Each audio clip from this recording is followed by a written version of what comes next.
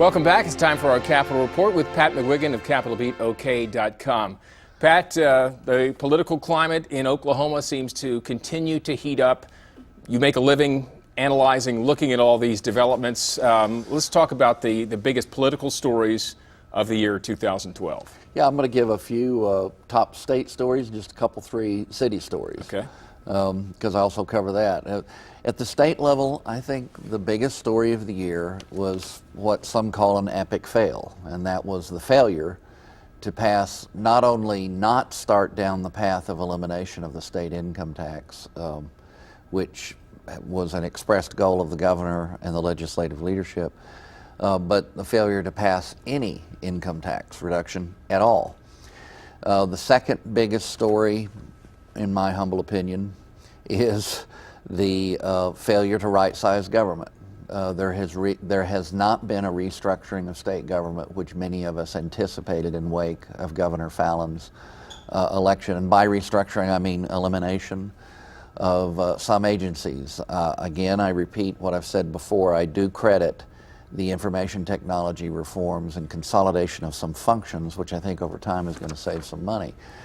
That gets us to the third issue, where Fallin has manifested her conservative bona fides, if you will, and that's taking on the federal administration on the subject of the Affordable Care Act, or Obamacare, as some people call it, over the subject of both the insurance exchange and the mandate for expansion of Medicaid. She argues that can't be paid for, and she's going to take a more restrained approach. So those are my top 3. Real quickly, in fourth, I would put the single most substantive policy reform passed this past year was the Justice Reinvestment Act, the hoped-for opportunity to begin to reallocate resources, not necessarily to reduce spending, but flatten that dramatic increase of the last 10 years.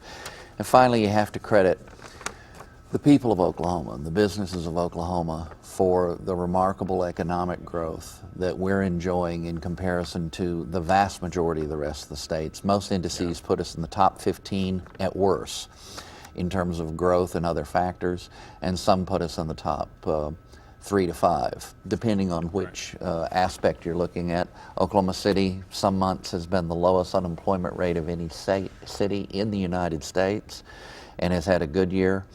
So, speaking of Oklahoma City. Top Oklahoma City stories. Yeah, just real quickly, the top stories. You know, I've reflected on this a lot. It's one man's opinion, but it's an informed opinion. I think the completion of the Devon Tower and the reaction to it by the people of Oklahoma City, especially over the last 2 to 3 months as we've had opportunities, you know, for events. I've been at a couple. Watching the sun go down up there on top of that building and the panoramic view of central Oklahoma, it really is a benchmark. It's a moment in our history. And very closely related to that, I have to say the decision of Larry Nichols to step down is a notable moment in our history. Mr. Nichols has been a leader for a long time.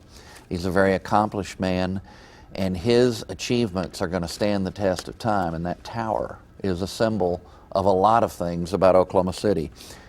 Second would be the city's economic growth. If you're looking just at the cities, as I do in my little newspaper, the City Sentinel, the city's economic vibrancy is wonderful. It's dramatic.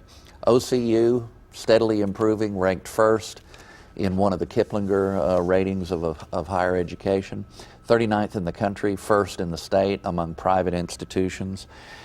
And to end on a little bit of a downer note, the public school crisis here in Oklahoma City manifested, I guess, probably best by the scandal at Douglas High School, the continuing the D-rating for the schools as a whole.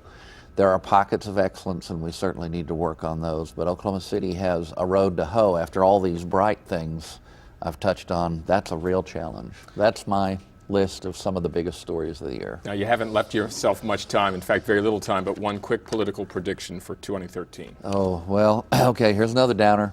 Economic tribulation. I think that regardless of what happens on the cliff over the next several days, whether that turns into a slope rather than a cliff, the future is going to be very tough because of this debt issue. And it doesn't look like it's going to get resolved in the context of the cliff, so that means it's going to have to be resolved some other time. All right. Well, that's we can talk about that more in the future. You bet. And you can read more about these and other topics at CapitolBeatOK.com. For Pat McGuigan, I'm Alex Cameron. Happy New Year.